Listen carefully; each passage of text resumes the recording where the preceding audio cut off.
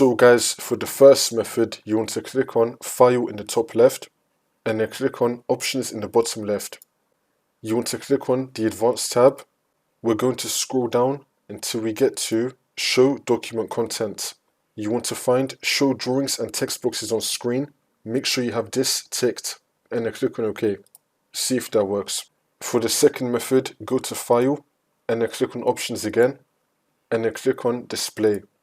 Under printing options, make sure that you have print drawings created in Word ticked. This one right here, tick this one, and then click on OK. For the next method, you want to go to search and type in add or remove programs. Click on it.